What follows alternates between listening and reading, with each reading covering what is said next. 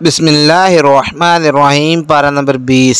اس پارے میں 3 حصے ہیں: سورہ نمل بقیہ حصہ، سورہ قصص مکمل، سورہ عنکبوت ابتدائی حصہ۔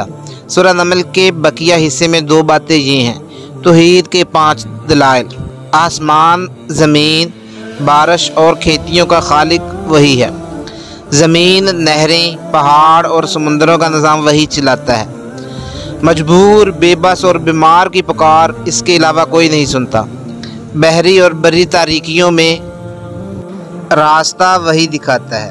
اس نے ہواؤں کا نظام چلایا، پہلی بار بھی اس نے پیدا کیا، دوبارہ بھی وہی پیدا کرے گا، رازق بھی وہی ہے۔ قیامت، سور پھونکا جانا، پہاڑوں کا بادلوں کی طرح ہواؤں میں اڑنا، روز قیامت سب کا جمع ہونا، نیک لوگوں کو ان کی اچھائیوں کا انعام اور برے لوگوں کو ان کے لیے سزا کا ملنا۔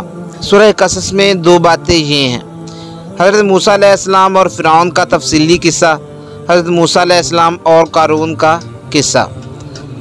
حضرت موسیٰ علیہ السلام اور قارون کا قصہ۔ قارون موسیٰ علیہ السلام کی قوم میں سے تھا اور ان پر تعدی و ظلم کرتا تھا، اور ہم نے اس کو اتنے خزانے دیے تھے کہ ان کی کنجیاں ایک طاقتور جماعت کو اٹھانا مشکل ہوتی۔ جب اس سے اس کی قوم نے کہا کہ اتراؤ مت، تکبر مت کرو، کیونکہ اللہ اترانے والوں کو پسند نہیں کرتا، اور جو مال تم کو اللہ نے عطا فرمایا ہے اسی سے آخرت کی بھلائی طلب کر، اور دنیا سے اپنا حصہ نہ بلا، اور جیسی اللہ نے تجھ سے بھلائی کی ہے ویسی تو بھی لوگوں سے بھلائی کر، اور ملک میں طالب فساد نہ بن، کیونکہ اللہ فساد کرنے والوں کو دوست نہیں رکھتا۔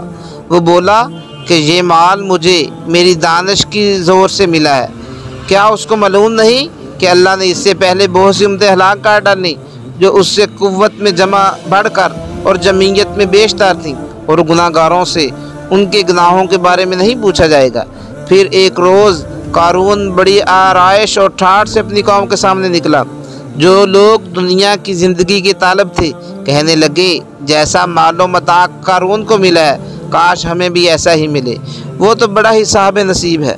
اور جن لوگوں کو علم دیا گیا تھا وہ کہنے لگے کہ تم پر افسوس، مومنوں اور نیکوکاروں کے لیے جو ثواب اللہ کے ہاں تیار ہے وہ کہیں بہتر ہے، اور وہ صبر کرنے والوں کو ہی ملے گا۔ پس ہم نے قارون کو اور اس کے گھر کو زمین میں دنسا دیا، تو اللہ کے سوا کوئی جماعت اس کی مددگار نہ ہو سکی اور نہ وہ بدلہ لے سکا۔ اور وہ لوگ جو کل اس کے رتبے کی تمنا کرتے تھے صبح کو کہنے لگے، ہائے شامت، اللہ ہی تو اپنے بندوں میں جس کے لیے چاہتا ہے رزق فراہ کر دیتا ہے اور جس کے لیے چاہتا ہے تنگ کر دیتا ہے۔ اگر اللہ ہم پر احسان نہ کرتا تو ہمیں بھی دنسا دیتا۔ ہائے خرابی کا فرجات نہیں پا سکتے، وہ جو آخرت کا گھر ہے ہم نے اسے ان لوگوں کے لیے تیار کر رکھا ہے جو زمین میں ظلم اور فساد کا ارادہ نہیں کرتے، اور نیک انجام تو پرہیزگاروں ہی کا ہے۔ یہ سورہ القصص میں واقعہ بیان ہے۔ بعد علماء نے بیان کیا ہے قارون پوری سجدج کے ساتھ قوم کے سامنے آیا۔ جب وہ موسیٰ علیہ السلام کے پاس سے گزرا تو آپ قوم کو اللہ کے ایام اور سچے تاریخی واقعات سنا کر نصیحت فرما رہے تھے۔ لوگوں نے اسے دیکھا تو بہت سے افراد ادھر ہی دیکھتے رہ گئے۔ موسیٰ علیہ السلام نے اسے بلا کر فرمایا، تو نے یہ کام کیوں کیا؟ کیونکہ اس نے ایک عورت کے ذریعے سے حضرت موسیٰ علیہ السلام پر زنا کا الزام لگایا تھا۔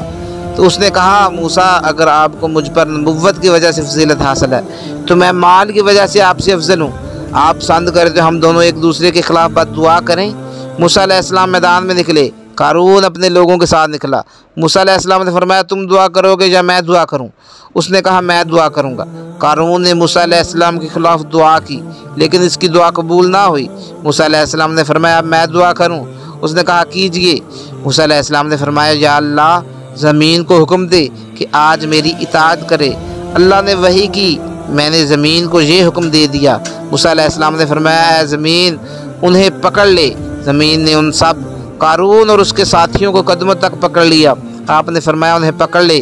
زمین نے انہیں گھٹنوں تک پکڑ لیا، اس کے بعد وہ کندھوں تک دھنس گئے۔ پھر فرمایا، ان کے خزانوں اور مال و دولت کو بھی جکڑ لے۔ دیکھتے ہی دیکھتے سب کچھ حاضر ہو گیا۔ موسیٰ علیہ السلام نے ہاتھ سے اشارہ کر پھر فرمایا، بنو لاوی زمین کے اندر چلے جاؤ۔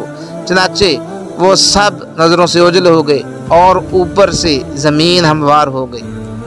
آگے سورہ عنکبوت کے ابتدائی حصے میں 3 باتیں یہ ہیں: توحید، مشرکین کے بت مکڑی کے جالے کی طرح کمزور ہیں، رسالت، آزمائش میں جانب اللہ ضرور آتی ہے، اس زمن میں چند انبیاء اکرام کے قصے مذکور ہیں، اور قیامت کا تذکرہ۔